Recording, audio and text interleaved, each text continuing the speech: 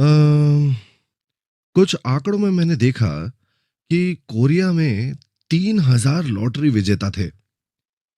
यहाँ किसी ने लॉटरी से $1 मिलियन जीते हैं? ऐसा लगता तो नहीं है। कोरिया की तुलना में अमेरिका में लॉटरी के बड़े पुरस्कार होते हैं। अब कुछ विद्वान ऊब गए और वो ये देखने निकल पड़े कि लॉटरी विजेताओं के साथ क्या हुआ।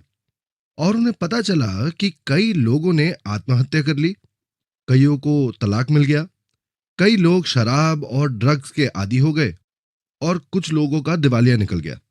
तो ये लोग ऐसी परिस्थितियों में कैसे आए? हालांकि उन्होंने 1 मिलियन से $5 मिलियन जीते थे। ये लोग ऐसी परिस्थितियों में इसलिए आए क्योंकि ये बड़ी राशि संभालने के लिए तैयार ही नहीं थे और वो अपने सारे पैसे इधर उधर की चीजों में खर्च करके खत्म कर देते थे। संभावित रूप से बहुत पैसा होने का मतलब हमेशा खुशी नहीं है। आपको पहले इस तरह की राशि संभालने की क्षमता होनी चाहिए। यदि आप समुद्र में तैरते हुए एक हिमकंड को देखते हैं, हम केवल इसके एक अंश को देखते हैं क्योंकि ये अधिकांश पानी के नीचे है। हिमखंड का इतना हिस्सा पानी के नीचे होगा, 90% जलमग्न हो जाएगा और 10% देखा जाएगा। इस बर्फ का घनत्व लगभग 0.9 है, इसीलिए इसका 90% डूब जाएगा और केवल 10% तैर जाएगा। यदि हम मानते हैं कि ये 10% यहाँ प्रदर्शित करता है व्यवसाय या आय की सफलता, इसके ऊपर और ज्यादा रखकर आप परिणाम को नहीं बदल सकते। यदि आप चाहते हैं कि ये ऊपर उठे, तो आपको नीचे और अधिक जोड़ना होगा। लॉटरी विजेता का हिमखंड हालांकि अधिक इस तरह लग रहे हों, दूसरे शब्दों में ये लॉटरी विजेता बड़ी मात्रा में पैसे को संभालने में सक्षम ही नहीं थे, लेकिन वे ऐसा करने की क्षमता नहीं रखते थे यदि उनके पास पैसे को नियंत्रित करने की गहराई नहीं थी। क्या होता है जब वे लॉटरी जीतते हैं? ये हिमखंड उल्टा हो जाता है ना? ये अमेरिका और ब्रिटेन जैसे देशों में क्यों है? क्योंकि वहां पुरस्कार राशि जो है वो एक साथ देने के बजाय पेंशन की तरह दी जाती है। अन्य लोग आत्महत्या करते हैं, तलाक लेते हैं, बार, ड्रग्स या शराब के आदी हो जाते हैं या दिवालिया भी हो जाते हैं। वे पैसे को संभालना नहीं जानते, इसीलिए पैसा आपको खुशी नहीं देगा। बिना मेहनत के आप इसे कमाते हैं, ऐसा मैं चलिए आपको समझाता हूं। आप इस 90% की क्षमता बढ़ा सकते हैं और इसे समझाने के लिए आज ये जो व्याख्यान है इसका शीर्षक है super synergy of United heart. मुझे लगता है कि आप में से कई लोग इस वाक्यांश को सुन चुके हैं और आप सोच रहे होंगे उस वाक्यांश का क्या मतलब है। मूल चीनी में एकीकृत या एकजुट के लिए वर्ण का उपयोग किया जाता है।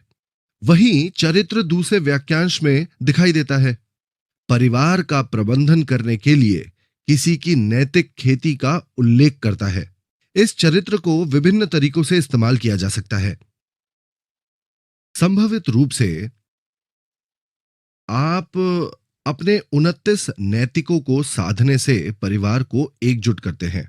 मुख्य रूप से super synergy of United heart एक ऐसी चीज है जिसमें आप अपने खुद के मन को विकसित करते हैं और एक मन और एक दिल के हो जाने पर एक सामान्य लक्ष्य के लिए एक साथ काम करने के लिए आगे बढ़ते हैं। जब तक हम सभी एक समूह के रूप में काम नहीं करते, एमएलएम व्यवसाय में सफलता हासिल करना मुश्किल होगा।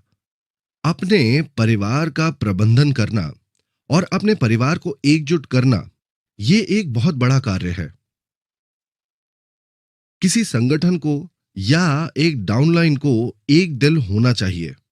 क्या होता है अगर आप इसे पूरा कर सकते हैं? तो आप राष्ट्र पर शासन कर सकते हैं।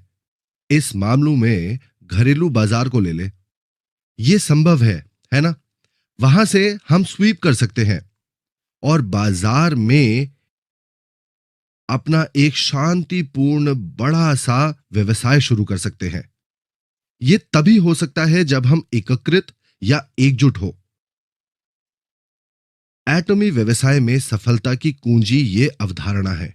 ऐसा करने के लिए आपको एक साथ काम करने की आवश्यकता है। एक चीनी कहावत है, तीन चमड़े के जूते बनाने वाले जुंग लियांग को हरा सकते हैं। जुंग लियांग एक बहुत प्रसिद्ध रणनीतिकार थे और वो शू हान के राज्य में लियू बेई के अधीन कार्य किया करते थे। फिर भी जुंग लियांग एक साथ काम कर रहे तीन चमड़े के जूते बनाने वालों को खो देते हैं। हालांकि ये बकवास लग सकता है, पर आज के विद्वान इस अवधारणा को कलेक्टिव इंटेलिजेंस कहते हैं। इसीलिए no individual intelligence collective intelligence का मुकाबला कर सकता है। इस दुनिया में कुछ भी मुफ्त नहीं है। इतिहास में कोई भी बिना किसी अध्ययन के कभी सफल नहीं हुआ। आप में से कुछ लोग इस अवधारणा को तुरंत अस्वीकार कर देंगे। आप कह सकते हैं, मेरे पड़ोसी ने सबसे अच्छे कॉलेज से स्नातक किया, पर वो कुछ भी नहीं है अगर वो कोई अच्छा काम नहीं करता। ये अध्ययन के बारे में गलत धारणा है। अतीत में सीखने की अवधारणा अलग थी। अध्ययन के लिए चीनी शब्द गोंगफू है, जो काम और पति का संयोजन है। इसका मतलब है कि अध्ययन एक कामकाजी पति के बराबर है, लेकिन यह अध्ययन के लिए उनका शब्द है। स्कूलों में पढ़ाई अच्छी तरह से करने के बारे में है, भाषाएं, गणित और अच्छे ग्रेड प्राप्त करना। पर फिर भी ये पूरी अवधारणा का केवल एक तिहाई ही है, और ये केवल हमारे बौद्धिक अनुशासन के बारे में है। कृषि और औद्योगिक अवधि को हर साल सम्मानित किया जाता है, और ये सिर्फ बौद्धिक अनुशासन के साथ अच्छा रहता है। जब मैं हाई स्कूल में था, सभी लोग कोरिया में थे। वे लोग डॉक्टर, जज और अभियोजक बनना चाहते थे। आज के मुकाबले तब कहानी थोड़ी विपरीत थी। आज ग्रेड मायने रखता है। आप परीक्षा पास करके आराम से जज बन सकते हैं। ये लोग वर्तमान में सभ्य जीवन जी रहे हैं। केवल यही वजह है कि उनके पास ऐसी जिंदगी है, क्योंकि उन्होंने अच्छी तरह से अध्ययन किया। यही कूल हेड है। कोरिया में 31 बच्चों को निजी एकेडमियों में भेजा जा रहा था, और उन्हें वहां पर कूल हेड को बेहतर ढंग से विकसित करने के लिए भेजा जा रहा था। जो भी हो, अध्ययन का सिर्फ एक ही पहलू है, आपको अंदर से विकसित करना। अध्ययन एक बहुत महत्वपूर्ण अवधारणा है। ये आमतौर पर एक रूप में परिभाषित किया गया है, हमारे शरीर की खेती, ताकि उसका विकास हो सके। वास्तव में इसका मतलब क्या है? देखिए, उनके लिए बॉडी में हमारा सर, हमारा दिमाग और भौतिक शरीर शामिल है। पूरी बॉडी में ये तीन तत्व शामिल होंगे। आप कहीं भी सिर्फ अपने दिमाग से सीखकर अच्छी तरह से अध्ययन नहीं कर सकते।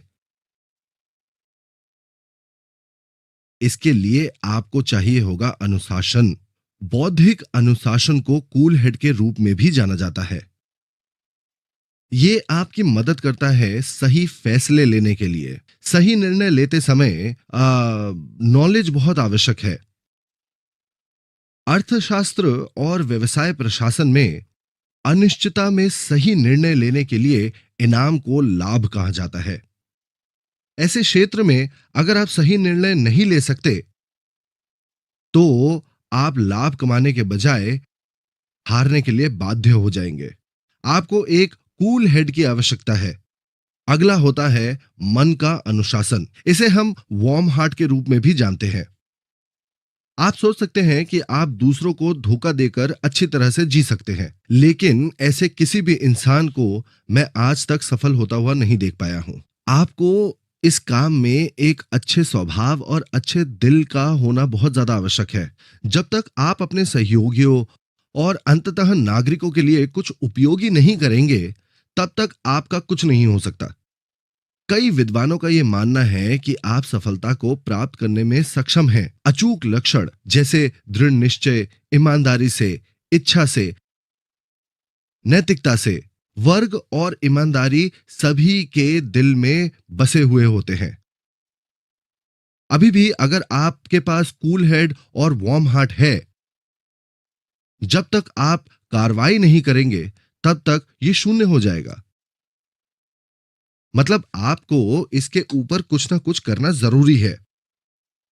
आपको जरूरत है व्यस्त हाथ और पैरों की। इसका मतलब है कि आपको स्वस्थ और मेहनती होना होगा। इसके अलावा एक बार जब आप कूल हेड और वार्म हार्ट प्राप्त कर लेंगे, तब बिजी हैंड्स एंड फीट होने के कारण आप कुछ ना कुछ जरूर अपने जीवन में कर पाएंगे।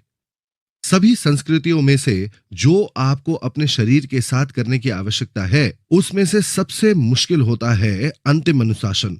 ये बहुत कठिन प्रशिक्षण है। समय से पहले कल्टीवेशन में हमारे पास 4 गुण होते हैं: अनुसंधान, ज्ञान, ईमानदारी और सुधार। संस्कृति कूल हेड और वार्म हार्ट की पढ़ाई के बाद आता है। एक बार देखें कि व्यस्त हाथ और पैरों का अनुशासन करना बहुत ज्यादा मुश्किल होता है। यदि आपका सर जानता है कि कल सुबह 5 बजे जगना है, एक्सरसाइज आपके शरीर के लिए अच्छी है, आप ऐसा करने के लिए दृढ़ हो जाते हैं। लेकिन उठने के बजाय आप सोते ही रहते हैं।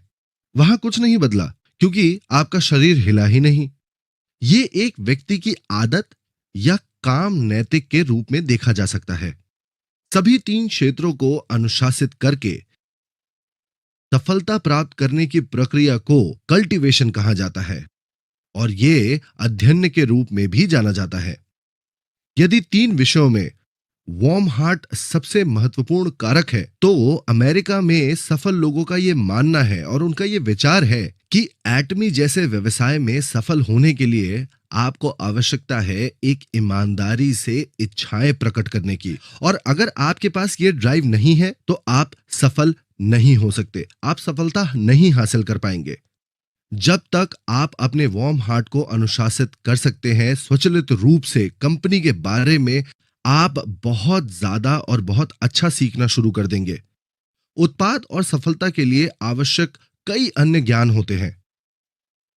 आप फिर से कार्रवाई शुरू करते हैं, पर फिर भी अगर आप अपना मन नहीं बनाते, अगर आपके अंदर सफल होने की प्रबल इच्छा नहीं है, तो आप अपने शरीर को स्थानांतरित करने की उम्मीद कैसे करते हैं? आप एक गर्म दिल के साथ शुरुआत करते हैं और बाकी का पालन करते हैं। जो लोग पहली बार यहां आए हैं, वे कुछ कारक है जिन्हें आपको ये तय करने से पहले देखना होगा कि क्या करना है। ये आपके द्वारा किए जाने वाले किसी भी व्यवसाय के लिए सही होगा, और ये सिर्फ एटमी में ही लागू नहीं होता। इसके अलावा दूसरों पर भरोसा करने के बजाय आपको स्वयं जानकारी एकत्रित करनी चाहिए और उसकी जांच करनी चाहिए। ये बहुत आवश्यक है। आपको ये देखना होगा कि क्या ये एक कानूनी कंपनी है। बहुत कम कंपनियां हैं जो आजकल अवैध रूप से काम करती हैं। जो कंपनियां अचल संपत्ति की योजना बनाती है, पिरामिड योजनाएं और अप्रकाशित धन उगाने वाले खबर में ऊपर हमेशा ही रहते हैं, क्योंकि वे आमतौर पर अवैध ही होते हैं। ये कंपनियां कानूनी रूप से मान्यता प्राप्त नहीं करते हैं। संभावित क्या ये एक कानूनी कंपनी है? अगर कंपनी को वैध रूप से स्थापित किया गया है, जिस तरह से व्यवसाय का प्रबंधन और विकास किया जाता है, वैसा ही कानूनन भी किया जाना चाहिए। दूसरा पहलू सीईओ की नैतिकता और क्षमताओं के संबंध में है। जब तक कंपनी धर्मार्थ कार्य नहीं करती, तब तक सीईओ के पास अच्छी नैतिकता नहीं हो सकती। यदि ऐसा होता है, तो आप मित्र, पड़ोसी, इन सब को बेहतर विकल्प दे सकते हैं। पर जब तक उनके पास क्षमताओं की कमी है, वे कंपनी के सीईओ होने पर असफल ही होंगे। जैसे नैतिकता और क्षमता दोनों की ही आवश्यकता होती है। जब हमारे पास उत्पाद प्रतिस्पर्धा है जिसमें गुणवत्ता और कीमत शामिल है, तब लाभ की संरचना होती है। आखिरकार प्रवेश और रखरखाव शुल्क जैसे खर्चों का बोझ भी आपको सोचना पड़ता है। यदि ये शुल्क मौजूद है, तो आप कर्ज में डूब जाएंगे और इन्वेंट्री का भंडार हो जाएगा। आपको इन स्थितियों की अच्छी तरह से जांच करने की आवश्यकता है। इन सभी कारकों का जांच करना बहुत ज्यादा जरूरी है और ये मुख्य अवधारणाएं भी हैं। बाकी सब कुछ तो सप्लीमेंट्री है। यदि आप सोचते हैं ये एक महान कंपनी है, तो आपको निर्णय लेने की आवश्यकता है। आप इसके बारे में दो मन बनाकर नहीं चल सकते हैं। आपको निर्णय लेना ही होगा। आपने प्रसिद्ध टेकोमा नेरो ब्रिज के पतन के बारे में तो सुना होगा। 1940 के दशक में अमेरिका उस समय सबसे बड़ा और मजबूत राष्ट्र था। तो वो सबसे अच्छा सिविल इंजीनियरिंग प्रौद्योगिकी का इस्तेमाल करते थे। टकोमा संकीर्ण पुल का निर्माण किया गया और उसके बाद एक शानदार उद्घाटन समारोह भी हुआ। ये पुल भूकंप को दूर करने के लिए बनाया गया था और तेज हवाओं और सामना करने के लिए भी बनाया गया था इसको। ये पुल 110 मील प्रति घंटे की रफ्तार से चलने वाली हवाओं का भी सामना कर सकता था। सोचकर देखिए, कोई पुल जो 110 मील प्रति घंटे की हवाओं का सामना कर सके, जब वो ढह जाता है एक हल्के से झोंके से, 40 मील प्रति घंटे की रफ्तार वाली हवा ने इस पूरे पुल को उड़ा दिया। वॉशिंगटन में एक बहुत बड़ा और बहुत अच्छा पब्लिक कॉलेज है। उसका नाम है वॉशिंगटन यूनिवर्सिटी। इस स्कूल में कई विद्वानों ने शोध किया है और उन्होंने ये जांच करना शुरू किया कि पुल ढह क्यों गया। उन्होंने शोध करना शुरू किया कि एक हल्की सी हवा इस घटना का कारण कैसे बन सकती है। अन्य ने इस सूत्र का उपयोग करके उत्तर की खोज की। समझने वाली बात यह है कि सभी ऑब्जेक्ट्स में नेचुरल फ्रीक्वेंसी नाम की एक चीज होती है। यदि किसी बाहरी बल की अवृद्धि होती है और वो प्राकृतिक अवृद्धि के बराबर है, तो इसका आयाम असीम रूप से बढ़ जाता है और ये विनाश का कारण बन जाता है। कहीं भी, भले ही वो कितना ही कमजोर बल का क्यों ना हो, लंबे समय तक जब कोई इंजीनियर एक साथ एक आवाज में काम करते हैं, तब उनके सहवर्ती प्रभाव के कारण असीम रूप से कोई भी बनी हुई चीज बहुत मजबूत हो जाती है। इस समीकरण में हमारे पास आयामों का आयाम वायु का बल है। नॉर्टन फ्रीक्वेंसी ऑफ ब्रिज और फ्रीक्वेंसी ऑफ विंड एडीज कहते हैं कि अगर WO और W1 एक बराबर हैं, तो इन दो वर्गों का अंतर O के करीब होगा। यदि अंतर O के बराबर है, तो आपको एक अनंत मूल्य मिलेगा। यदि एक आवृत्ति अनंत हो जाती है, तो इसका मतलब है कि यह ढह जाएगी।